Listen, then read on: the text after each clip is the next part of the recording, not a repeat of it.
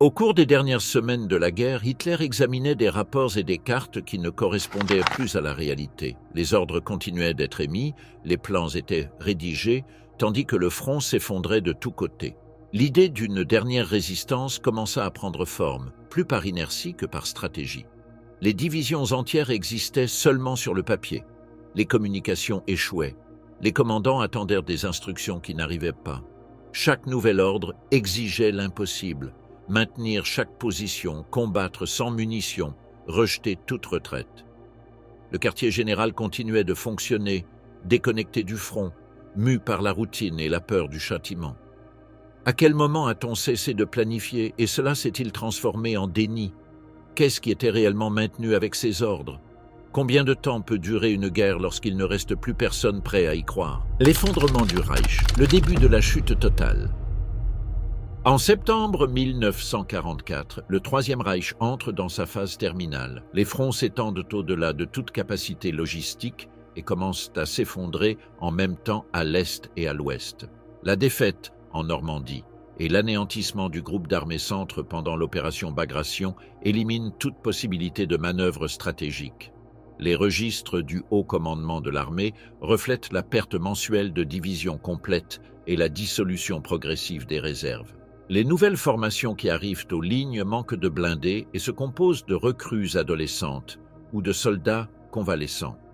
La structure militaire du Reich ne tient plus que par inertie administrative. Au quartier général de Rastenburg, connu sous le nom de Wolfschanze, Adolf Hitler continue de diriger la guerre à partir de cartes qui ne représentent plus la réalité. L'attentat du 20 juillet l'a laissé physiquement affaibli et profondément méfiant. Depuis août, il décide d'intervenir directement dans les mouvements de division et de corps d'armée, annulant l'autonomie des commandements. Lors d'une conférence du 1er septembre, selon les actes de Heinz Guderian, il rejette tout repli et proclame que le territoire conquis avec du sang ne doit jamais être cédé. À son avis, reculer équivaut à trahir la nation.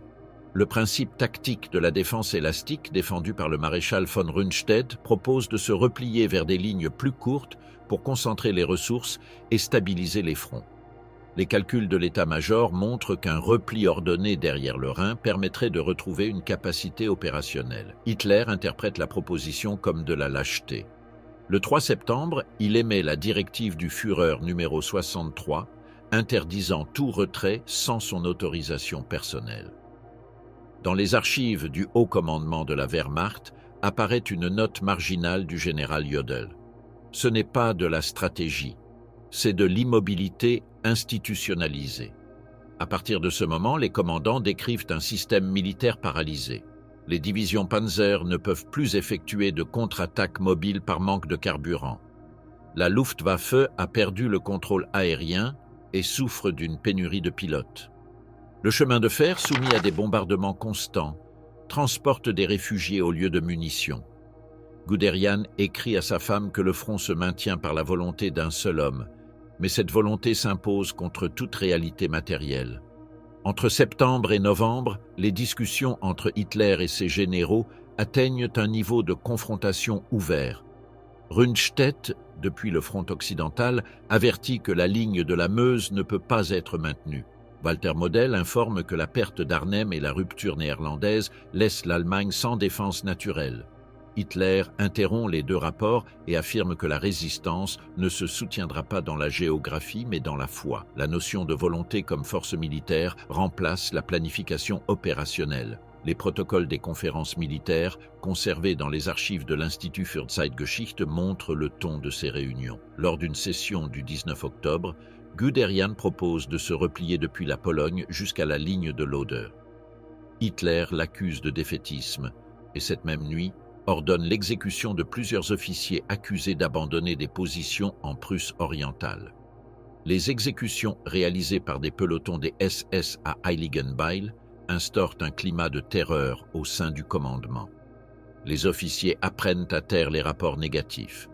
La chaîne de commandement devient un circuit de silence. Les rapports du Bureau des armements indiquent qu'en octobre 1944, La production de carburant synthétique chute de manière catastrophique après les bombardements alliés sur Leuna et Pölitz. Les réserves ne suffisent plus à soutenir des opérations simultanées. Le réseau ferroviaire, sans charbon ni locomotive, est désorganisé. Dans un mémo interne daté du 6 novembre, le haut commandement admet que l'armée combat sans carburant, sans mobilité et sans coordination. La réponse de Hitler est de décréter la mobilisation totale du peuple allemand. Le recrutement est élargi aux hommes âgés de 16 à 60 ans, créant le Volkssturm, une milice improvisée qui symbolise la transition d'une stratégie militaire à une résistance idéologique. Hitler commence à remplacer les officiers de carrière par des politiciens loyaux. Le 21 septembre, il destitue Guderian comme inspecteur des blindés et assume personnellement cette fonction. Heinrich Himmler, chef des SS, est nommé commandant du groupe d'armée Vistule sans expérience opérationnelle. Keitel et Jodl, au haut commandement, se limitent à transmettre les ordres sans pouvoir de veto. La structure de commandement se referme sur elle-même. Les directives voyagent de Berlin jusqu'à des divisions qui n'existent plus. Les documents officiels continuent d'énumérer des unités détruites, comme si elles persistaient sur le terrain. À la Wolfschanze, les dernières semaines se déroulent dans une ambiance de tension constante. Les conférences durent des heures. Hitler interroge chaque chef de section sur les pertes, les réserves et les mouvements, rejetant toute donnée qui contredit ses attentes. Le ton devient inquisitorial. Selon les notes de Nikolaus von Below, son aide aérien, le Führer déclare le 27 octobre que l'Allemagne ne tombera pas par manque d'armes, mais par manque de caractère. Il insiste sur le fait que la volonté est l'arme décisive. À ce moment-là, la frontière entre conviction politique et direction militaire se dissout complètement. Vers le mois de novembre, l'idée de résistance totale devient la base doctrinale du régime. Joseph Goebbels renforce le concept dans ses discours et dans son journal. Si le peuple allemand ne peut vaincre, il doit prouver sa capacité à mourir. Les transmissions radio répètent les termes Endsieg et Opferwille, victoire finale et volonté de sacrifice, cherchant à transformer la défaite militaire en un mandat moral. Les actualités de l'UFA présentent des images de villes bombardées avec des messages de persévérance, tandis que les réfugiés traversent des routes détruites sous un appareil de propagande qui insiste sur la victoire inévitable. Hitler assume cette logique à chaque réunion avec ses subordonnés. Dans son discours au Gauleiter du 12 novembre, conservé dans les enregistrements de la chancellerie, il proclame que l'histoire ne retient pas ceux qui se rendent, mais ceux qui tombent en combattant. Il affirme que chaque ville allemande sera une forteresse, chaque rue un champ de bataille. Cette déclaration anticipe la conversion du territoire en un système de Festungen, places fortifiées, qui devront résister jusqu'au dernier homme. Les ordres d'évacuation civile sont suspendus. Il est imposé de ne pas abandonner le terrain sous aucune circonstance. La guerre totale se transforme en guerre statique, soutenue par le refus du mouvement. Le résultat est une combinaison de paralysie stratégique et de répression interne. Les commandants régionaux, craignant d'être accusés de trahison, obéissent même aux ordres impossibles. Les divisions sans munitions continuent de figurer dans les rapports quotidiens. Les communications sont interrompues par la destruction des réseaux téléphoniques. À l'intérieur de l'Allemagne, les bombardements alliés sur Hambourg, Essen et Düsseldorf réduisent la capacité industrielle à une fraction de ce qu'elle était un an auparavant. Les usines d'armement sont déplacées dans des tunnels ou des mines abandonnées. Les travailleurs forcés, provenant de territoires occupés, travaillent dans des conditions extrêmes sous la supervision des SS. L'économie du Reich s'effondre tandis que les slogans officiels insistent sur la victoire finale. Dans les rapports de l'état-major, on perçoit le contraste entre le langage bureaucratique et la réalité du front. Les rapports quotidiens utilisent des termes comme résistance héroïque ou situation contrôlée, mais dans les marges, les officiers notent des pertes irréparables d'hommes et de matériel. Le commandement central ne distingue plus entre les rapports vrais et la propagande interne. L'appareil militaire reste actif seulement parce que l'obéissance est devenue un réflexe automatique. Le 24 novembre, Hitler quitte la Wolfschanze et se déplace définitivement à la chancellerie de Berlin. La décision marque un changement symbolique. Rastenburg cesse d'être le centre de commandement et devient une relique d'une guerre qui ne peut plus être dirigée. À Berlin, Hitler ordonne de renforcer la défense urbaine et de construire des lignes d'obstacles autour de la capitale. Des unités d'ingénieurs improvisés sont créées et des jeunesses hitlériennes sont formées au combat urbain. La préparation du siège commence avant que l'ennemi ne soit en vue. L'illusion de la contre-offensive, le dernier pari de Hitler. En hiver 1944, tandis que le front oriental s'effondre et que les armées alliées avancent vers le Rhin, Adolf Hitler conçoit l'idée d'une offensive capable de changer le cours de la guerre. Selon lui, le Reich n'est pas encore vaincu. Il croit qu'un coup d'éclat pourrait diviser ses ennemis et démontrer que l'Allemagne conserve une puissance militaire. De cette conviction naît la dernière grande opération offensive allemande sur le front occidental, la bataille des Ardennes. Après l'effondrement en Normandie et la rupture de la ligne défensive de l'Ouest, la Wehrmacht a perdu toute initiative. Les Alliés avancent sur le territoire français et menacent la frontière allemande, tandis que l'Union soviétique fait pression depuis la Vistule. Les réserves stratégiques sont épuisées, mais Hitler soutient qu'une attaque surprise pourrait fracturer la coalition ennemie et rétablir l'équilibre politique. Son raisonnement ne se base pas sur l'analyse opérative de l'état-major, mais sur une décision personnelle qui ignore les limitations matérielles de son armée. L'idée de répéter le mouvement de 1940 à travers le massif des Ardennes vise à surprendre les Alliés, considérés comme confiants après des mois d'avance continue. L'objectif central est de capturer le port d'Anvers. Si cela est réussi, les forces britanniques et américaines seraient séparées et le front occidental subirait un effondrement temporaire. Hitler croit qu'une telle victoire obligerait les alliés occidentaux à négocier, ce qui lui permettrait de concentrer les forces restantes contre l'Union soviétique. C'est un raisonnement politique déguisé en stratégie militaire. Le projet reçoit le nom de code Wacht am Rhein. À la fin d'octobre 1944, les groupes d'armées de l'Ouest sont restructurés pour l'exécuter. Sur le papier, plus de 400 000 troupes et environ 1400 pièces blindées participeront à l'offensive. Dans la pratique, les unités sont incomplètes, beaucoup reconstituées avec des recrues inexpérimentées et du matériel restant. Les rapports du haut commandement reconnaissent qu'il existe à peine des réserves suffisantes pour une semaine de combat. Le carburant devient le principal problème. Les bombardements alliés sur les usines de Leuna et de Pölitz ont réduit drastiquement la production. Les planificateurs estiment que les chars allemands devront se ravitailler en carburant capturé à l'ennemi lors de l'avancée. Une hypothèse qui révèle le degré d'improvisation. Le plan ignore aussi l'état des communications. Les routes de montagne, étroites et couvertes de neige, sont inadaptées à un mouvement rapide de grandes formations mécanisées. Les préparatifs se déroulent sous un secret extrême. Hitler craint autant l'opposition du haut commandement qu'une fuite qui alerte les Alliés. Les ordres sont transmis oralement au commandant d'armée seulement quelques jours avant l'attaque.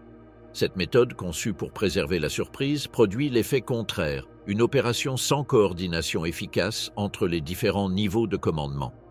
La Wehrmacht entre en offensive avec des informations incomplètes et sans un système logistique cohérent. Le secteur choisi est le massif des Ardennes, une région boisée de Belgique et du Luxembourg que les Alliés considèrent comme secondaire. C'est justement pour cela qu'il est choisi. 3 armées participeront à l'attaque. La 6e armée Panzer, composée de divisions des Waffen-SS, attaquera depuis le nord. La 5e armée Panzer, formée par des unités de l'armée régulière, avancera par le centre. La 7e armée couvrira le flanc sud. Le but est d'ouvrir une brèche dans les lignes américaines, de traverser la rivière Meuse et de s'emparer d'Anvers. Hitler compte sur le mauvais temps pour empêcher l'action de l'aviation alliée et prolonger l'effet de surprise. Pour dissimuler les préparatifs, la propagande allemande diffuse l'image d'une armée concentrée sur la défense. Pendant ce temps, plus de 1000 trains nocturnes transportent troupes et matériel vers la région de l'Eifel. L'opération de concentration passe inaperçue pour les services de renseignement alliés. À l'aube du 16 décembre 1944, à 5h30, une barrière d'artillerie rompt le silence hivernal entre Monschau et Echternach. Sous une épaisse brume, les divisions allemandes traversent la rivière Our et percent les lignes américaines. Les unités d'avant-garde américaines, jeunes et peu expérimentées, sont surprises. Pendant les premières 48 heures, l'attaque réalise une avancée considérable. La surprise est totale et le mauvais temps empêche l'observation aérienne. L'artillerie alliée répond sans précision. Les colonnes allemandes progressent par des routes forestières, capturent des dépôts de carburant et élargissent la brèche jusqu'à des dizaines de kilomètres. En apparence, le plan fonctionne. Cependant, le manque de coordination entre les trois armées se manifeste rapidement. Les embouteillages bloquent les routes, les unités d'avant-garde dépassent leur infanterie de soutien et l'artillerie est à la traîne. Les rapports de situation montrent un front irrégulier, soutenu par des communications interrompues et par un commandement central qui insiste à avancer malgré le manque de carburant. Le point critique de l'offensive se concentre dans la ville belge de Bastogne, nœud de route fondamental pour les deux camps.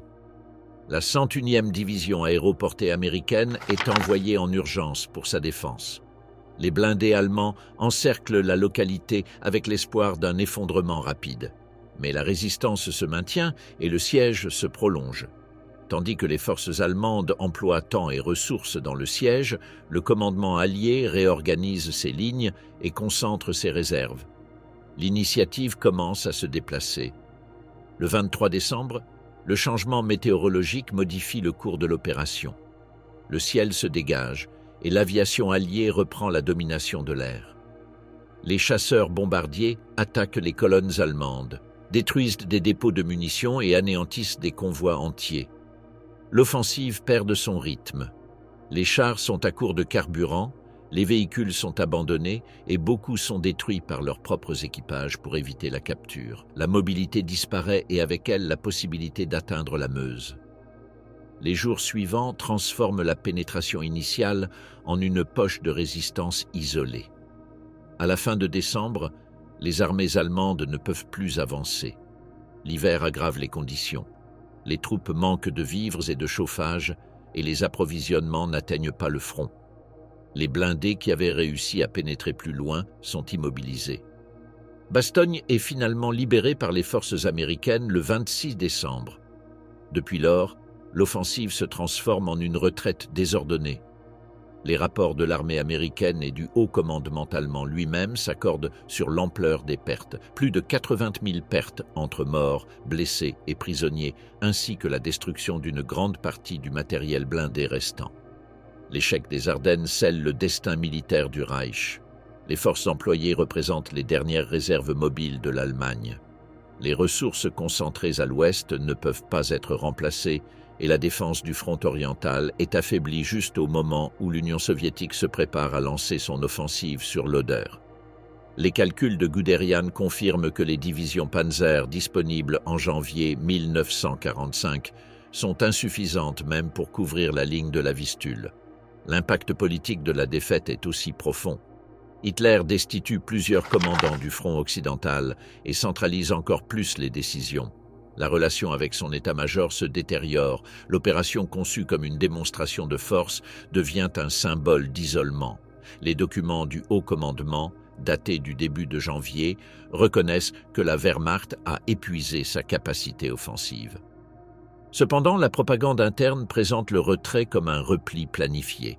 Dans les actualités, les images de chars avançant dans la neige sont accompagnées de communiqués parlant de milliers d'ennemis abattus. L'illusion d'une résurgence se maintient quelques jours, suffisant pour justifier de nouvelles mesures de mobilisation. Pendant cette brève période, le régime utilise la victoire apparente pour réactiver le slogan de résistance totale. Le recrutement d'adolescents et d'hommes âgés s'intensifie, la discipline interne est renforcée et les appels à la loyauté absolue se multiplient. Mais lorsque la réalité de l'échec s'impose, le discours se transforme. On ne promet plus une victoire imminente, mais le devoir de résister jusqu'à la fin. La défaite devient un argument moral. Lors des réunions de janvier, Hitler affirme que seule l'obstination pourra préserver l'honneur du Reich. La guerre cesse d'avoir des objectifs militaires concrets et devient une question de volonté. À la forteresse allemande, résister jusqu'à la mort. En janvier 1945, lorsque la défaite du Reich est déjà irréversible, Adolf Hitler adopte sa dernière doctrine militaire, la résistance totale. Dès lors, chaque ville, port ou position du front doit se transformer en une Festung, une forteresse destinée à résister jusqu'au dernier homme. La décision ne découle pas d'un calcul stratégique, mais d'une conviction idéologique, que la volonté peut se substituer aux moyens matériels et que le sacrifice collectif peut racheter la défaite. Le 12 janvier, l'armée rouge lance l'offensive de la Vistule-Oder. Les forces soviétiques percent le front allemand sur un secteur de près de 500 km et avancent de Varsovie à la rivière Oder en moins de 3 semaines. Les défenses se dissolvent, des milliers de soldats se retirent sans ordre et des millions de civils fuient vers l'ouest. L'effondrement est général. Au milieu de cet effondrement, Hitler rejette tout repli organisé. Lors des réunions tenues dans le bunker de la chancellerie et à Zossen, il ordonne que chaque ville résiste par elle-même. Les commandants locaux recevront une autorité absolue pour défendre leur position et seront isolés si nécessaire. Le 20 janvier émet l'ordre pour la défense des villes et forteresses du Reich. Le décret transforme le territoire allemand en un réseau de positions fixes entouré par un ennemi mobile. Dans cette logique, perdre une forteresse équivaut à commettre une trahison. La guerre cesse d'être une affaire militaire pour se transformer en une question de foi idéologique. Le respect de l'ordre ne repose pas sur l'armée régulière, mais sur les Gauleiter, les chefs régionaux du parti nazi. Chacun devient commandant de défense de sa zone, avec autorité sur les forces armées, la police et l'administration civile. La structure militaire est ainsi fragmentée. Sur le front oriental, le Heeresgruppe Weichsel, créé le 24 janvier sous le commandement de Heinrich Himmler, doit coordonner les opérations en Poméranie et en Prusse occidentale. En pratique, le contrôle réel appartient aux Gauleiter qui communiquent directement avec Berlin. Le résultat est une double chaîne de commandement et un chaos opérationnel. Les ordres de l'armée se contredisent avec ceux du parti et de nombreuses garnisons se retrouvent isolées sans communication. Le cas de Karl Hanke, Gauleiter de Breslau, symbolise cette politique. Hitler le nomme commandant de la Festung Breslau, lui accordant un pouvoir absolu sur toutes les institutions locales. Sa mission est de maintenir la ville à tout prix, même lorsqu'elle est déjà encerclée. Entre janvier et mars, plus de 20 villes reçoivent la même désignation. Königsberg, Breslau, Poznań et Kolberg, parmi les plus importantes. Toutes partagent le même destin: encerclement, isolement, résistance prolongée et destruction presque totale. Königsberg, ancienne capitale de la Prusse orientale, est entourée par l'armée rouge à la fin de janvier. Hitler ordonne sa défense comme symbole de la fidélité prussienne. Le général Otto Lach reçoit l'ordre de résister sans possibilité de retraite. La ville, saturée de civils et de réfugiés, est soumise à un siège de 3 mois. Les approvisionnements aériens depuis la péninsule de Samland s'avèrent insuffisants. L'artillerie soviétique détruit une grande partie des bâtiments et les pertes civiles dépassent des dizaines de milliers. Lorsque Lach se rend le 9 avril, il est condamné à mort par contumace pour trahison. En Silésie, Breslau est déclarée forteresse le 22 janvier. Hanke ordonne d'évacuer femmes et enfants, mais la plupart des habitants restent piégés. Le premier front ukrainien boucle l'encerclement au début de février. La ville est transformée en un système défensif urbain. Des barricades sont érigées, des ponts minés et des bâtiments démolis pour créer des champs de tir. La garnison résiste jusqu'en mai, même après la chute de Berlin. La population survit sans eau ni électricité pendant des mois. Lorsque la ville capitule le 6 mai, il reste moins de 200 000 habitants des 600 000 originaux. Plus à l'ouest, Poznań est encerclée le 25 janvier. Sa garnison, d'environ 15 000 hommes, se retranche dans la citadelle centrale, un complexe de fortifications du XIXe siècle. Les combats de maison en maison réduisent la ville en ruine. Le siège se termine le 23 février avec la mort du général Ernst Mattern et la capture des derniers défenseurs. Le port baltique de Kolberg, désigné forteresse le 1er mars, devait servir de point d'évacuation pour les civils et les troupes. Hitler le considère également comme symbole de résistance. Les forces soviétiques l'entourent le 4 mars et la garnison résiste jusqu'au 18 lorsque les derniers défenseurs sont évacués par mer. La ville est incendiée et pratiquement effacée de la carte. La doctrine des Festungen repose sur une idée simple, obliger l'ennemi à contourner chaque ville et retarder son avancée. En théorie, cela devait gagner du temps pour réorganiser les fronts. En pratique, les garnisons immobilisées ne peuvent ni manœuvrer ni recevoir de soutien. Les unités de secours, lorsqu'elles existent, sont insuffisantes. Les commandants comprennent que les fortifications manquent de sens tactique dans une guerre dominée par l'artillerie lourde et l'aviation. La défense urbaine devient une question de temps et non de stratégie. Mais aucune autorité ne peut contredire les ordres du Führer.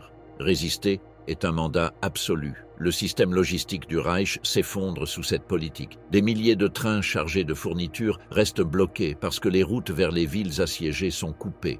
Le carburant et les munitions qui pourraient être redistribuées se perdent dans des gares bombardées. La politique des fortifications aggrave la souffrance civile. Les évacuations sont tardives ou impossibles. En Prusse orientale et en Poméranie, l'hiver et le manque de transport transforment les déplacements en catastrophes. Des centaines de milliers tentent de fuir par des routes saturées ou de trouver un embarquement dans des ports effondrés. Les rapports de la Croix-Rouge allemande et de la Marine documentent l'évacuation de plus de 2 millions de personnes par la Baltique entre janvier et mai, mais des milliers meurent de froid ou sous les bombardements. Les naufrages des navires Wilhelm Gustloff et Goya, avec des dizaines de milliers de réfugiés, sont la conséquence directe de l'ordre de maintenir les villes au combat jusqu'à la fin. Dans les zones déclarées forteresses, les civils restent piégés sans abri ni nourriture. À Breslau, la faim et les épidémies font plus de victimes que les bombardements. À Königsberg, la décomposition des cadavres provoque des maladies parmi les survivants. Le fanatisme exigé par Hitler s'impose par la terreur.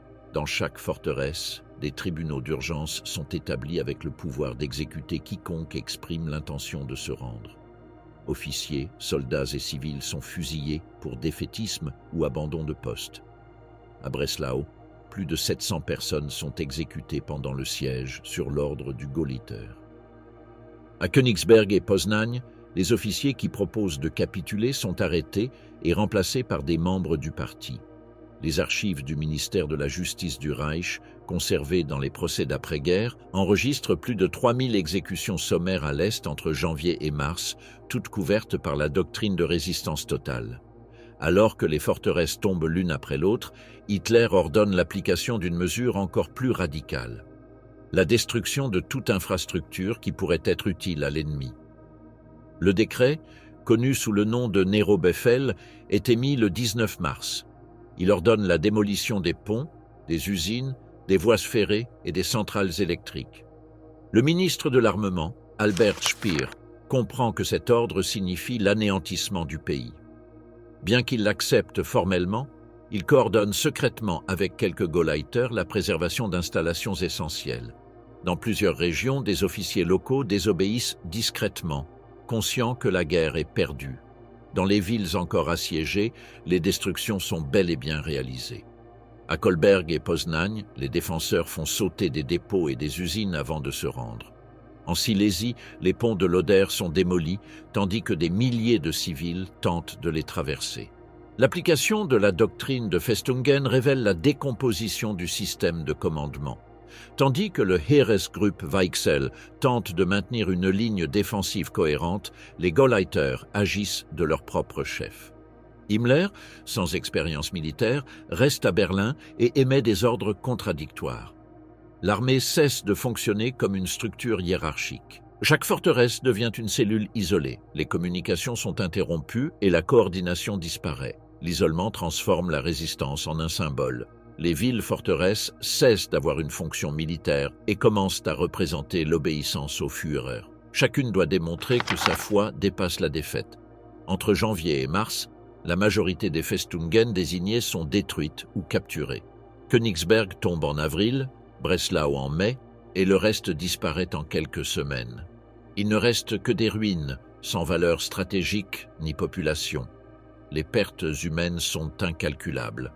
Plus d'1 million de civils et de soldats meurent ou disparaissent au cours du processus de défense de l'Est. Les rapports soviétiques enregistrent des populations entières anéanties sans présence militaire significative. La résistance totale ne retarde pas l'avancée alliée de façon appréciable. Elle ne fait que prolonger la guerre de quelques semaines et multiplier la dévastation. Le Reich, sans capacité opérationnelle, se replie sur sa propre idéologie. La discipline, la peur et la propagande remplacent la planification. Au fur et à mesure que les forteresses de l'Est tombent, l'attention d'Hitler se concentre sur un seul point, Berlin. Dans sa vision, la capitale doit devenir la forteresse suprême, le théâtre de l'affrontement final qui prouvera la fidélité du peuple allemand. Les expériences de Königsberg, Breslau et Kolberg servent de modèle pour les ordres qui transformeront bientôt la capitale en un champ de bataille. Berlin assiégée, la capitale devenue ruine. En mars 1945, la capitale du Reich cesse d'être une ville en guerre et se transforme en le noyau d'un dispositif politique et militaire dont le but n'est pas la victoire mais la persistance. Avec l'armée rouge sur l'Oder et les alliés occidentaux traversant le Rhin, Adolf Hitler décide de rester à Berlin. La résolution ne répond pas à une logique tactique mais symbolique. Concentrer dans la capitale la représentation de la dernière résistance, affirmer que le pouvoir de l'État continue d'être actif et transformer l'espace urbain en scène de discipline et de propagande. Berlin sera l'emblème et le laboratoire de la fin. Entre la fin février et le début mars, Hitler reçoit des rapports décrivant la rupture du front oriental, la perte de la Poméranie et l'avancée alliée depuis l'Ouest. Des alternatives militaires existent. Transférer le gouvernement dans la région alpine, établir un centre administratif au nord ou à Flensburg ou créer un bastion en Bavière. Il les rejette toutes. Sa présence dans la capitale assure la centralisation du commandement, l'apparence de continuité et la consolidation du sacrifice comme doctrine. Rester à Berlin signifie contrôler les ordres, superviser la propagande et donner une forme visible au mot d'ordre de résistance. Dans son interprétation, la ville n'est pas un objectif militaire mais un argument. Le régime espère encore que l'avance soviétique puisse être arrêtée brièvement sur l'Oder et que cette pause permette de réorganiser les défenses ou de créer des fissures entre les alliés. L'attente n'a aucune base opérationnelle, mais elle sert à justifier le maintien du Führer. Avec la capitale comme centre, la stratégie se réduit à fortifier le terrain urbain et à construire le récit d'une résistance totale. La défense de Berlin est structurée en anneaux successifs. La ceinture extérieure utilise la ceinture verte, les lacs et les canaux, combinés avec les banlieues industrielles pour former des positions échelonnées. Routes et autoroutes sont bloquées avec des fossés anti-chars et des obstacles métalliques. La ceinture moyenne suit les grandes avenues et lignes de tramway, avec des points d'appui au carrefour et aux places renforcées avec du béton. La ceinture intérieure protège la chancellerie et les bâtiments du gouvernement, concentrant la défense des ponts sur la Spree et des communications. Chaque district reçoit un secteur de responsabilité avec un commandant subordonné au GO de Berlin. Les ordres établissent que chaque secteur doit résister même isolé suivant la doctrine des forteresses de l'Est. Les batteries anti-aériennes sont orientées vers le tir-terre, les canons flak couvrent les avenues et les lanceurs portables sont distribués aux rues adjacentes. Les intersections sont transformées en points forts, avec des barricades faites de tramways renversés et des rails soudés. La réorganisation s'étend jusqu'à la vie quotidienne. Chaque pâté de maison a un responsable civil et un militaire chargé des abris, du contrôle des accès et du secours. La police et la défense civile gèrent des routes d'évacuation internes, destinées non pas à quitter la ville, mais à relocaliser des familles dans des zones considérées comme sûres. Les écoles deviennent des dépôts de vivres ou des centres du Volkssturm. Les théâtres stockent des armes légères. Les églises servent de postes d'observation.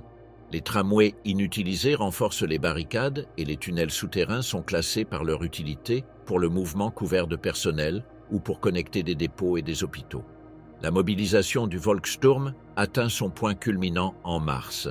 Tout homme entre 16 et 60 ans non intégré dans les unités régulières est obligé de s'incorporer. L'instruction est brève. Maniement du fusil anti-char, Panzerfaust, tir basique et mouvement dans la rue. Les formations sont organisées par quartier avec des commandements désignés par le parti. Les dotations sont irrégulières avec des uniformes incomplets et des armements d'origines diverses. Le Volkssturm est assigné à des fonctions défensives fixes, comme garder des carrefours ou protéger des infrastructures essentielles. Les vétérans et ouvriers avec expérience technique gardent les centrales électriques, les réservoirs d'eau et les boulangeries municipales. La distribution de Panzerfaust est priorisée et les couples de tireurs sont instruits pour agir depuis les cours intérieures avec des voies de repli prédéfinies. Chaque véhicule arrêté ou dévié doit représenter du temps gagné. Le système FLAC, conçu pour la défense aérienne, s'adapte au combat terrestre. Les tours anti-aériennes, structures en béton avec des hôpitaux, des dépôts et des abris, sont intégrées dans le périmètre intérieur. Les pièces de 88 mm sont destinées aux axes longs et des angles de tir croisés sont calculés le long de larges avenues. Les bâtiments sont renforcés pour résister au recul en tir direct. Ces fortifications fonctionnent à la fois comme centres de communication et hôpitaux de campagne, avec des milliers de civils réfugiés à l'intérieur. Soutenir la ville nécessite une logistique de survie. L'administration municipale, sous le contrôle du GO, fixe des quotas de pain, de pommes de terre et de graisse. Les boulangeries et les abattoirs reçoivent une protection armée. Des cuisines de campagne improvisées sont alimentées avec du charbon récupéré et du bois provenant de démolitions. Le réseau d'eau subit des dommages, c'est pourquoi les puits et réservoirs des parcs sont enregistrés comme sources secondaires.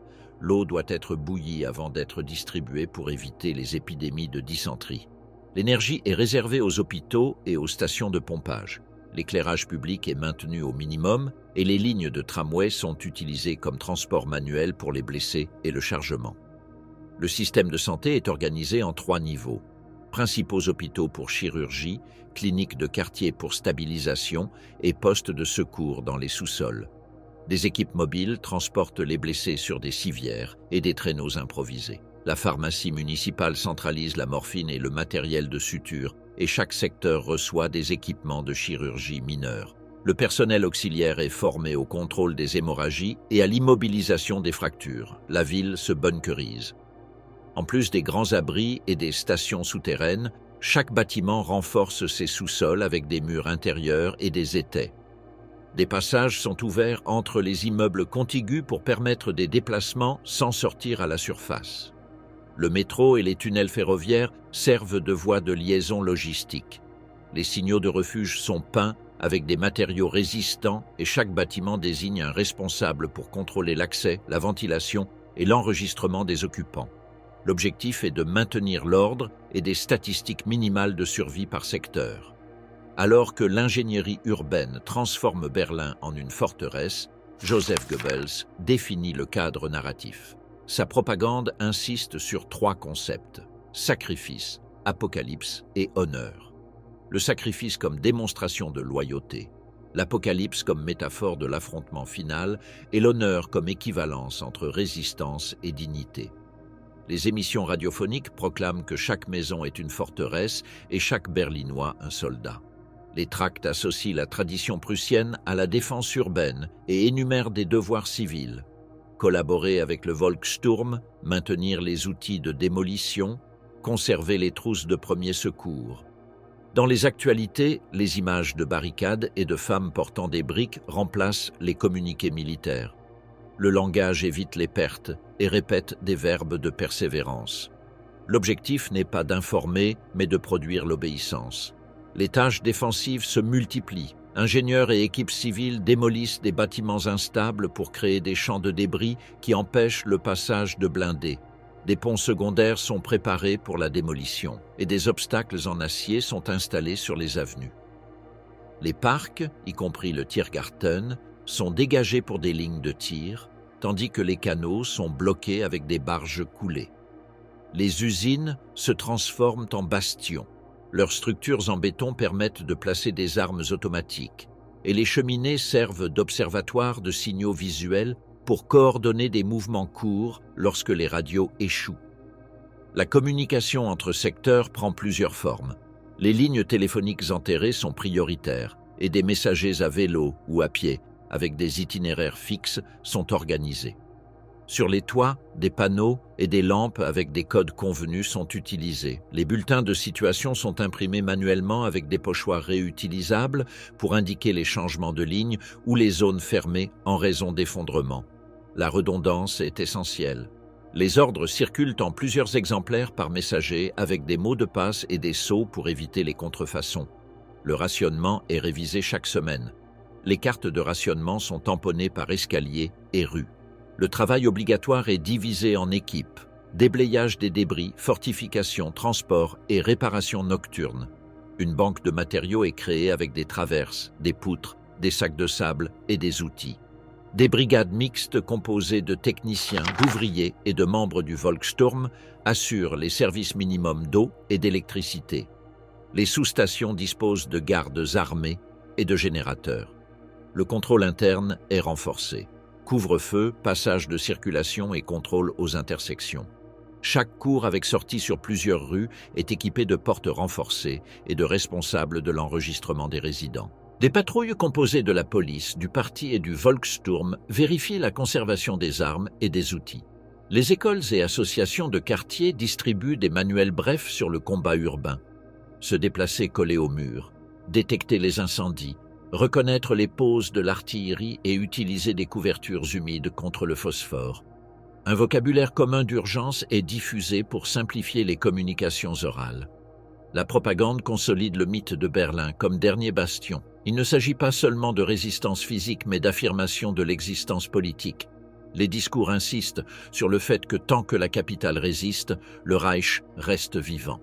Le message relie l'héritage prussien à l'idée de sacrifice collectif. Affiches et brassards réaffirment l'appartenance. Le mythe donne un sens aux tâches répétitives de la défense, soutient la discipline et réduit l'épuisement psychologique. Malgré la préparation minutieuse, les limites sont évidentes. Les munitions sont rares et réparties dans de petits dépôts vulnérables. Le carburant suffit à peine pour les ambulances et les générateurs. L'artillerie manque de pièces de rechange et les canons de campagne disponibles sont peu nombreux. Le Volkssturm apporte une présence, pas de puissance de feu. Les rues larges et les axes rectilignes offrent à l'ennemi des corridors naturels. Une fois que les anneaux extérieurs sont franchis, les ponts du centre sont à la fois vitaux et fragiles. La fragmentation du commandement par secteur complique toute manœuvre coordonnée. À la mi-avril, l'armée rouge traverse l'Oder en plusieurs points et les défenses avancées s'épuisent. Berlin a complété son dispositif. Barricades définies, batteries avec secteurs de tir terrestre assignés, unités cantonnées dans les écoles et usines, dépôts dispersés et routes souterraines signalées. Les hôpitaux sont redistribués pour éviter les saturations. Les refuges disposent de réserves minimales et les brigades de réparation agissent de nuit pour maintenir l'eau et la lumière dans les nœuds critiques. Le GO émet des instructions finales, renforcer les accès aux centres administratifs, conserver les ponts jusqu'à l'ordre de démolition, restreindre le mouvement civil, limiter la consommation de carburant et prioriser les munitions anti-chars pour les intersections. La consigne opérative est simple et définitive. Disperser, retarder, user. La trahison interne, le régime qui s'est dévoré lui-même. Au début du mois de mars 1945, alors que Berlin se prépare pour la défense finale, le pouvoir du régime se concentre sous terre, dans un ensemble de pièces du jardin de la chancellerie. Le Führerbunker, construit comme refuge anti-aérien, est devenu le dernier centre de commandement d'un État qui n'existe plus en surface. À l'intérieur, se réunissent les restes du gouvernement, les commandements militaires et les chefs du parti. Ce qui avait été une structure hiérarchique se réduit à un cercle étroit présidé par un homme malade, dépendant de rapports filtrés et soutenu par un système de loyauté personnelle et de peur. Le complexe souterrain se compose de deux niveaux. Le Vorbunker, construit en 1936, et le Führerbunker, plus profond, terminé en 1944 avec des murs de béton de grande épaisseur. À la mi-mars, lorsque Hitler décide de rester dans la capitale, environ 40 personnes s'installent dans l'enceinte, secrétaires, assistants médicaux, officiers de liaison et membres de l'état-major. La communication avec l'extérieur dépend des téléphones, de la radio à ondes courtes et des messagers, tous sous le contrôle de Martin Bormann, chef de la chancellerie du parti. Sa position lui confère un pouvoir absolu. Il décide quels messages parviennent au Führer, quelles nouvelles sont omises et quel ton doivent avoir les rapports. L'information ne décrit plus la réalité. Elle protège une illusion, celle d'un front encore gérable et de commandements obéissants. Les rapports du Heeresgruppe Weichsel, du Oberkommando des Heeres et du Oberkommando der Wehrmacht sont résumés et corrigés avant d'être présentés. Les pertes sont minimisées et les avancées soviétiques sont décrites comme des retraites tactiques. Le système de rapport cesse d'être un instrument de commandement pour devenir un mécanisme d'autodéfense bureaucratique. Les décisions se basent sur des données incomplètes. Lorsque Hitler ordonne des contre-attaques impossibles ou demande la réorganisation de divisions déjà détruites, personne n'ose le corriger. Les officiers qui tentent de présenter des chiffres réels, comme le général Hans Krebs, sont marginalisés. La direction du front se transforme en une représentation symbolique. La carte remplace le territoire. En surface, la chancellerie est détruite. Sous terre, les hiérarchies se réorganisent selon la proximité physique au Führer. Joseph Goebbels, ministre de la propagande, devient l'interprète du message final. Il reste presque en permanence dans le bunker, où il s'occupe de maintenir la cohérence idéologique de l'effondrement. Bormann contrôle l'administration, filtre la correspondance et régule l'accès à Hitler. Son autorité provient de l'isolement. Sans sa médiation, rien n'entre ni ne sort. Heinrich Himmler, chef des SS, maintient un contact irrégulier depuis le Nord. Hermann Göring, chef de la Luftwaffe et successeur désigné par décret de 1941, se trouve en Bavière avec un pouvoir seulement nominal. Entre eux, la loyauté est apparente. Chacun cherche à préserver sa position face à l'effondrement imminent. Bormann comprend que le contrôle dépend de la gestion du désespoir. Les messages au Führer suivent un schéma: omettre les défaites, exagérer les promesses de renfort et maintenir la fiction de mouvements d'unités inexistantes. La manipulation ne vise plus la victoire, mais à maintenir l'autorité personnelle d'Hitler. La méfiance du leader envers ses généraux est totale. Tout rapport pessimiste peut être considéré comme une trahison. Les cartes sont colorées avec des lignes statiques pour simuler la stabilité, les chiffres sont arrondis et les rapports sont rédigés avec une ambiguïté calculée. La vérité militaire disparaît. Les ordres qui insistent sur le maintien des positions ou le lancement d'offensives sans moyens réels sont des actes rituels, des gestes de pouvoir dans un vide opérationnel. Le 20 avril, anniversaire de Hitler, marque le point de bascule. Alors qu'à l'extérieur l'armée rouge commence l'assaut sur les banlieues, à l'intérieur se tient une cérémonie minimale. Ce même jour, à Obersalzberg, Göring interprète que, selon le décret le désignant successeur, il doit assumer le commandement si le Führer se retrouve isolé. Le 21, il envoie un télégramme sollicitant la confirmation de son autorité. Le message, intercepté par Bormann, est présenté comme une tentative de coup d'État. Hitler réagit avec fureur, ordonne sa destitution et arrestation. La communication de Göring détruit les derniers liens entre les chefs du régime. À partir de ce moment, toute initiative en dehors du bunker est définie comme une trahison. Le pouvoir cesse d'être institutionnel pour devenir exclusivement personnel. Parallèlement, Himmler cherche des contacts avec les alliés occidentaux par l'intermédiaire du comte Folke Bernadotte, représentant suédois de la Croix-Rouge. Son objectif est de négocier une capitulation partielle face à l'Occident et de maintenir la résistance contre l'Union soviétique. Il tente de préserver les SS comme une force utile dans l'après-guerre. Quand Hitler apprend la manœuvre, il réagit avec le même schéma de colère. Le 28 avril, il ordonne son expulsion de tous les postes et son arrestation. À l'intérieur du bunker, la nouvelle renforce la sensation d'un siège moral. Celui qui est dehors est un ennemi. Celui qui reste à proximité, loyal. La fidélité se mesure en présence physique. De tous ceux qui restent là, seul Goebbels conserve une influence directe. À mesure que la situation se dégrade, il assume des tâches plus larges. Coordination de la défense civile, contrôle des communications internes et discipline du personnel. Il dirige le rituel quotidien, horaires, repas, parties et rapports. Sa mission est de soutenir le discours du sacrifice. Chaque défaite est interprétée comme une preuve de fidélité. Pour lui, résister n'est pas une tactique, mais un devoir historique. La survie n'a pas de sens sans obéissance. Lorsque Hitler le nomme chancelier dans son testament politique, la désignation est symbolique, mais renforce l'idée de continuité. L'État n'existe plus, Mais le geste préserve l'apparence de l'ordre. Martin Bormann concentre le pouvoir administratif. Il supervise les aliments, la correspondance, les messagers et la destruction des documents. Aucun papier n'arrive au Führer sans sa révision.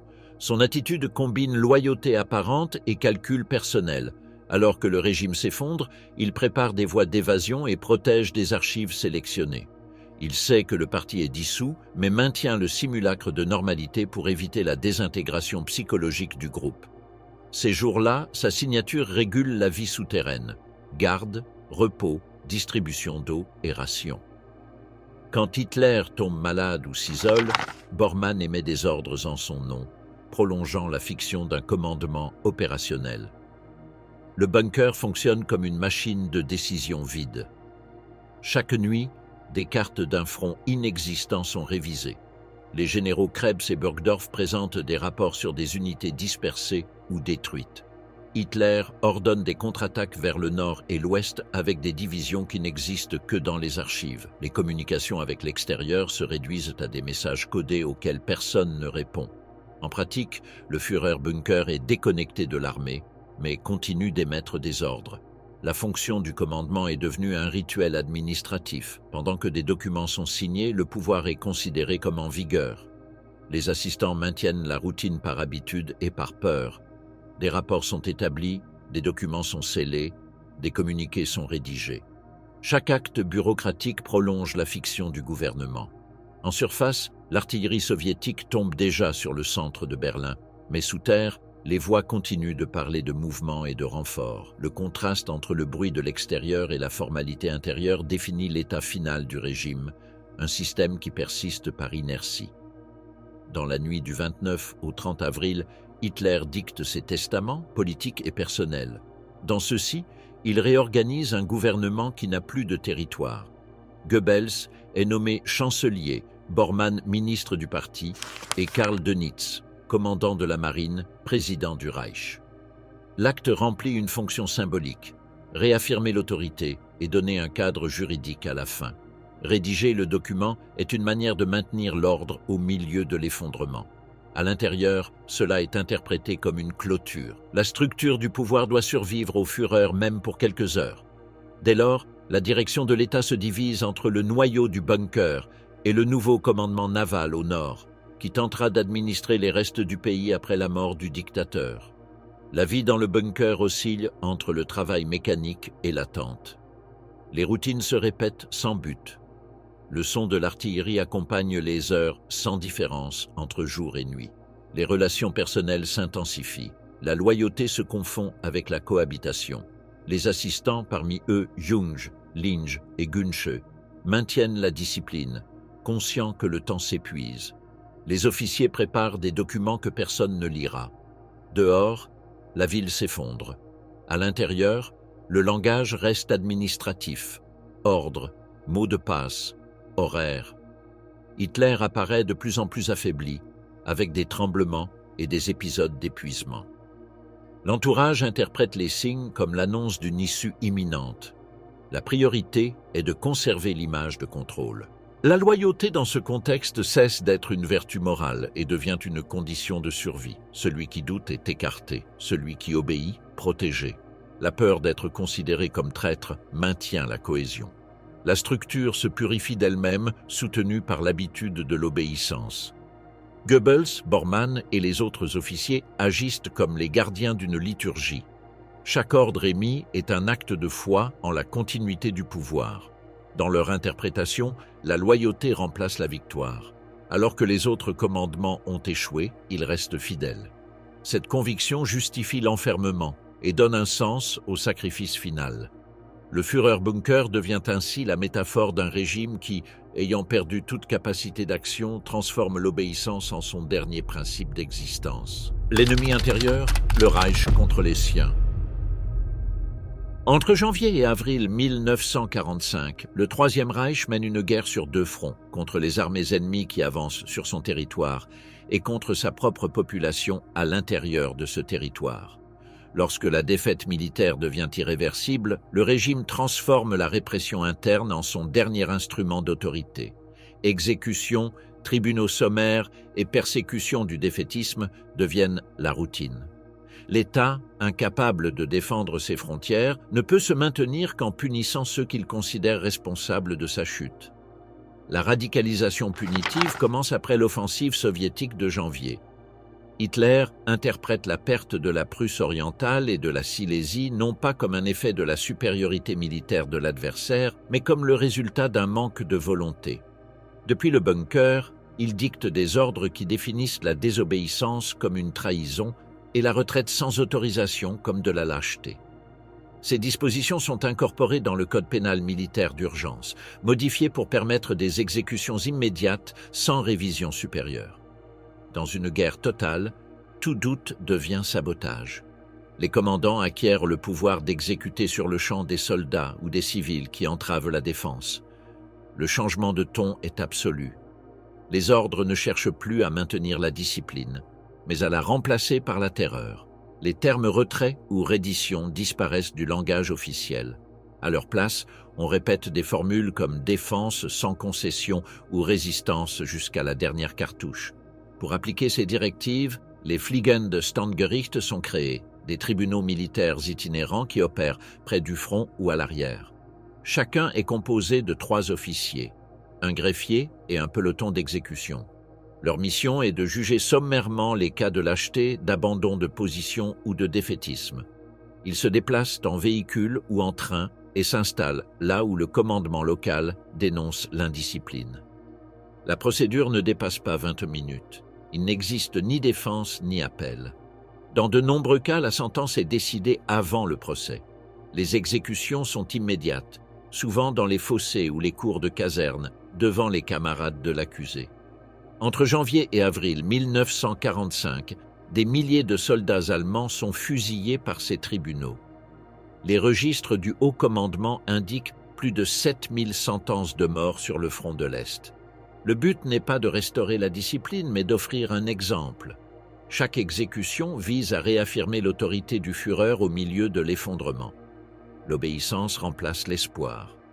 L'effondrement du front provoque des désertions massives. Des milliers de soldats blessés ou sans unité tentent de rentrer chez eux. La propagande les qualifie de traîtres. Des patrouilles des SS et de la Feldgendarmerie, la police militaire, les arrêtent sur les routes et dans les gares. Quiconque ne peut justifier sa présence est accusé de désertion. Ces dernières semaines, il suffit d'avoir l'uniforme endommagé ou de manquer d'insigne pour être suspect. Dans certains cas, des civils qui portent des vêtements militaires pour se protéger du froid sont exécutés par erreur ou par excès de zèle. La désorganisation des communications empêche de vérifier les ordres ou de prouver l'appartenance à une unité. Beaucoup sont condamnés simplement parce qu'ils ne peuvent prouver leur identité. La peur d'être arrêté pousse d'autres à détruire des documents, ce qui augmente le risque. L'obéissance est maintenue par la menace. Alors que l'armée exerce sa justice sommaire sur le front, les Gauleiter et chefs du parti transfèrent cette pratique à l'intérieur du Reich. Avec une autorité plénipotentiaire, ils peuvent ordonner des exécutions pour défaitisme, rumeur ou conduite antipatriotique. Les villes désignées comme Festungen, telles que Breslau ou Königsberg, deviennent des scènes de terreur politique. Des fonctionnaires du parti parcourent les abris et sous-sols pour arrêter ceux qui expriment des doutes sur la victoire. Dans les villages, les exécutions ont lieu sur les places ou dans les cours d'école, avec des panneaux indiquant traître ou lâche. Le châtiment public remplace le processus judiciaire. L'autorité se rend visible dans l'acte de tuer. Les SS jouent un rôle central dans cette répression. En plus d'exécuter des sentences, ils organisent des opérations de nettoyage à l'arrière. Des groupes spéciaux arrêtent ceux qui tentent de se rendre ou de négocier avec les Alliés. Himmler ordonne personnellement les exécutions de commandants qui battent en retraite sans permission. Dans son idéologie, la désobéissance est un crime contre la race et contre le Führer. Les blessés ou malades font l'objet de soupçons. Dans les hôpitaux de campagne, des inspections sont réalisées. Ceux qui peuvent marcher sont renvoyés au front sous menace de mort. En même temps, les SS dirigent l'évacuation des camps de concentration. Des dizaines de milliers de prisonniers sont forcés de marcher vers l'intérieur dans ce que l'on appelle les marches de la mort. Ceux qui ne peuvent pas continuer sont exécutés sur le bord des routes. Bien que différentes dans le contexte, ces opérations répondent à une même logique, refuser la reddition même au prix de la vie de leur propre camp. Le régime transforme la violence interne en message. Les journaux et haut-parleurs locaux annoncent des exécutions exemplaires et publient des listes de condamnés. Des slogans tels que « La punition renouvelle la foi » se répètent. L'exécution publique devient un acte pédagogique. Les familles des condamnés sont obligées d'assister. L'objectif est de remplacer la notion de victoire par celle de pureté.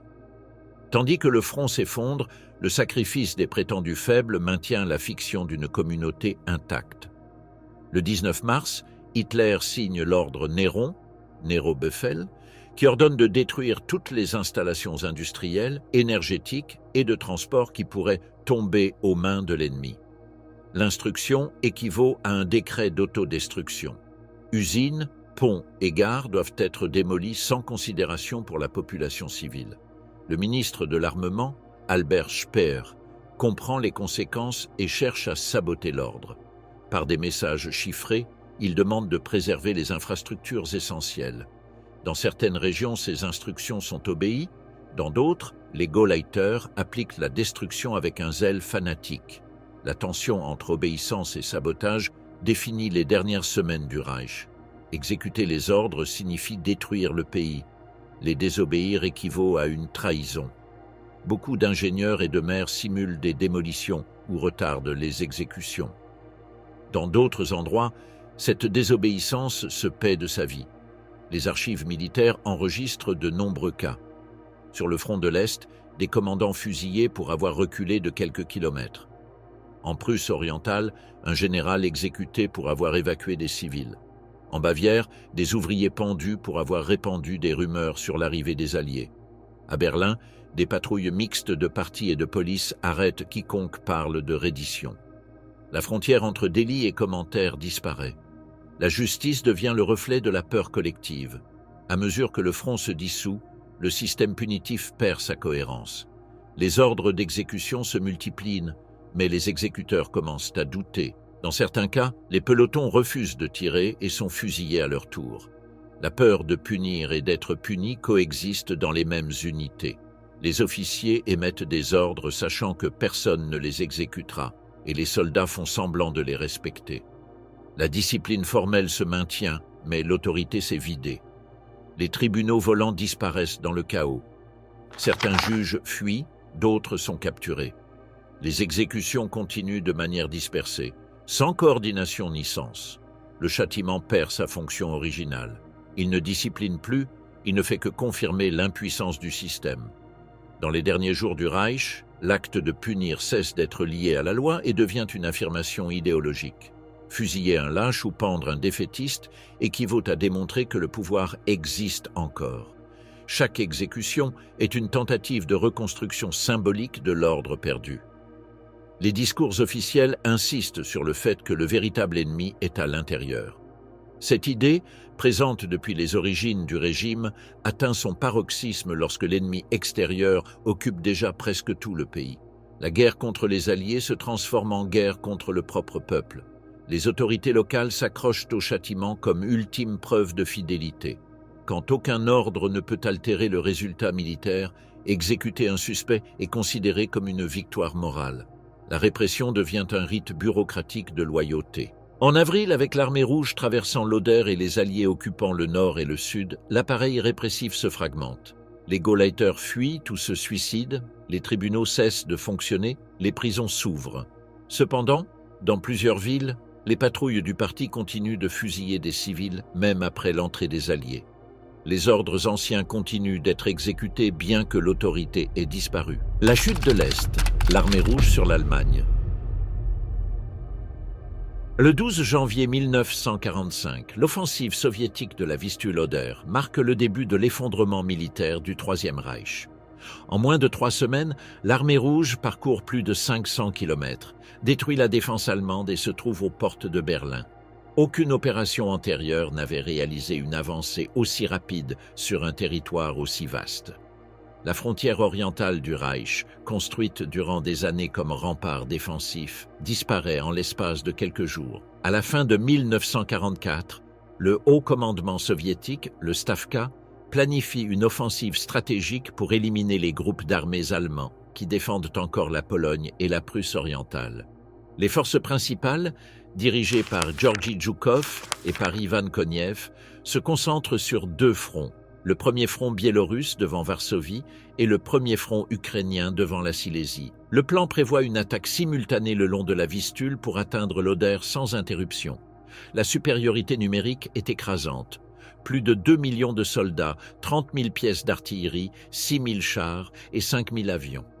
En revanche, les forces allemandes ne réunissent guère que 400 000 hommes avec moins de 1000 chars en état de marche. Le 12 janvier, après un bombardement d'artillerie d'une intensité sans précédent, les lignes du Heeresgruppe A commandées par Harpe puis par Schörner s'effondrent à de multiples points. En 48 heures, les divisions allemandes cessent d'exister en tant qu'unité cohérente. Le front polonais disparaît. Les troupes soviétiques avancent à une vitesse moyenne de 30 km quotidien. L'ampleur du coup désorganise le Oberkommando des Heers à Zossen et déconcerte Hitler à Berlin. Les communications sont interrompues, les messages se contredisent et les cartes deviennent inutiles. Malgré cela, le commandement central insiste pour maintenir les positions. Les ordres exigeant une résistance immédiate parviennent à des unités déjà en retraite ou détruites. En quelques jours, le Heeresgruppe A perd le contact avec ses corps d'armée. Les commandants locaux essaient de se regrouper mais manquent de carburant, de transport et de munitions. Le haut commandement ordonne des contre-attaques impossibles, basées sur des divisions qui n'existent que dans les archives. Les rapports arrivant à Berlin sont corrigés pour masquer l'ampleur du désastre. En Prusse orientale, le Heeresgruppe Centre résiste plus longtemps, bien qu'il soit isolé.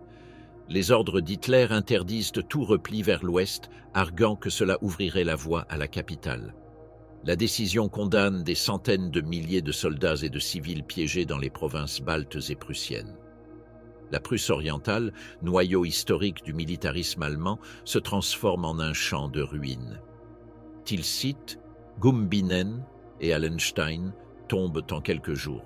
La garnison de Königsberg, déclarée forteresse, combat entouré et sans évacuation terrestre. La mer Baltique est la seule voie d'évasion. La marine organise l'opération Hannibal, la plus grande évacuation maritime de la guerre. Plus de 2 millions de civils et de soldats tentent de fuir vers l'ouest sous des attaques constantes. Le naufrage des navires Wilhelm Gustloff, Goya et Steuben, avec des dizaines de milliers de morts, illustre le chaos de cet exode. À la mi-mars, la Prusse orientale cesse d'exister en tant qu'entité militaire. Au sud, le premier front ukrainien de Koniev traverse l'Oder supérieur et pénètre en Silésie. Opelne, Gleiwitz et Katowice tombent en quelques semaines. La résistance allemande est irrégulière. Certaines garnisons se rendent, d'autres sont anéanties en obéissant au mot d'ordre de ne pas reculer. Le Gauleiter Karl Hanke applique la politique de Festungen et ordonne de tenir Breslau à tout prix. Encerclée le 13 février, la ville résiste jusqu'en mai, isolée et détruite. La perte de la Silésie prive le Reich de son dernier centre industriel et coupe la communication terrestre avec le sud. Le front se fragmente en poches déconnectées, tandis que les lignes ferroviaires vers Berlin sont inutilisables. L'avance soviétique du Vistule jusqu'à l'Oder constitue l'une des opérations les plus rapides de la guerre moderne. Les troupes de Zhukov traversent Poznań et Łódź et atteignent le fleuve à la fin janvier. Küstrin et Francfort-sur-l'Oder se transforment en points clés. En réponse, le Heeresgruppe Weichsel est créé sous le commandement de Heinrich Himmler. Le choix d'un chef politique sans expérience militaire reflète la décomposition du commandement. Les unités sous son contrôle sont des restes de divisions et de bataillons du Volkssturm, sans coordination ni armement suffisant. À la mi-février, l'armée rouge établit des têtes de pont dans plusieurs secteurs de l'Oder. Les contre-attaques ordonnées par Berlin échouent avec des pertes massives. La prétendue barrière naturelle devient une ligne symbolique. Küstrin, forteresse à la confluence de l'Oder et de la Warthe, devient le premier bastion sur la route de Berlin. Hitler ordonne de résister jusqu'au dernier homme. Encerclée depuis le début de février, la garnison combat parmi les ruines. Les tentatives de secours échouent. À la mi-mars, la ville est rasée et prise. Sa chute laisse ouverte l'autoroute vers la capitale. Pour les Soviétiques, l'Oder n'est plus un obstacle. Pour les Allemands, sa perte marque le point de non-retour. À mesure que l'armée rouge avance, les ordres provenant du bunker deviennent contradictoires. Le Oberkommando des Heers exige de maintenir des lignes fixes, tandis que les commandants sur le terrain demandent l'autorisation de se retirer ou d'évacuer les civils. Hitler rejette tout retrait, convaincu que la volonté peut compenser l'infériorité matérielle. La déconnexion entre l'autorité politique et la réalité militaire devient absolue. Les divisions reçoivent des instructions inapplicables, défendre des rivières sans pont, attaquer avec des chars sans carburant, protéger des villes déjà perdues. Le commandement se désintègre. Dans certains secteurs, les officiers détruisent leurs radios pour éviter de recevoir de nouveaux ordres. Les Gauleiter imposent leur propre politique, souvent opposée à celle des militaires. Tandis que les généraux tentent de préserver les troupes, les dirigeants du parti exigent un sacrifice total. En Silésie, cette rivalité paralyse les évacuations et condamne des milliers de civils pris entre les commandements opposés. L'avancée soviétique génère le plus grand mouvement de population en Europe depuis le début du conflit. Des millions d'Allemands de l'Est fuient vers l'Ouest en plein hiver. Des caravanes de réfugiés, des trains surchargés et des colonnes à pied parcourent des chemins gelés. Les pertes dues au froid, au bombardement et à la désorganisation atteignent des chiffres immenses.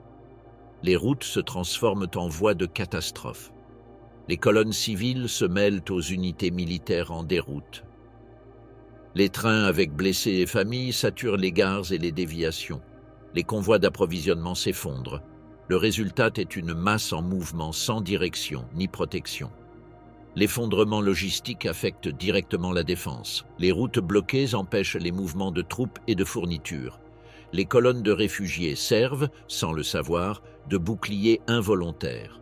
L'armée rouge avance parmi les populations en fuite et capture des localités sans combat. Les rapports allemands estiment que plus de 8 millions de personnes sont déplacées entre janvier et avril. Une partie meurt avant d'atteindre l'Elbe.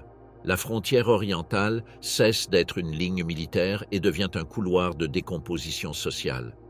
Le dynamitage des ponts est l'une des rares mesures encore appliquées efficacement, bien que le manque de coordination provoque des erreurs. Certaines structures sont détruites avant que les troupes ne les traversent, d'autres sont maintenues trop longtemps, permettant le passage de l'ennemi. Le système ferroviaire, saturé par les réfugiés, s'arrête. Les locomotives manquent de charbon, les trains restent immobiles et les communications télégraphiques sont interrompues. Le front oriental se fragmente en îlots isolés. Les registres du Heeresgruppe Weichsel indiquent qu'à la mi-mars, seule une fraction de la munition et du carburant prévu arrive à destination. Le reste est perdu sous le feu aérien ou dans la confusion des transports. À la fin de mars, les forces soviétiques consolident leur position sur la ligne Oder-Neisse, la dernière frontière naturelle avant la capitale.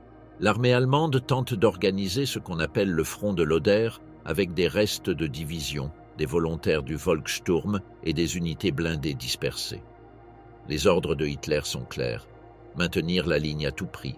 En pratique, les positions sont mal fortifiées et manquent d'artillerie. Le commandement soviétique accumule troupes et matériel pour l'assaut final. Le contraste est absolu. D'un côté, une armée épuisée et fragmentée. De l'autre, une force massive avec une supériorité totale en tir et mobilité. Le 16 avril commence la bataille des collines de Seelow, dernière tentative d'arrêter l'offensive vers Berlin. Les forces allemandes résistent 4 jours avant de céder. La voie vers la capitale est ouverte.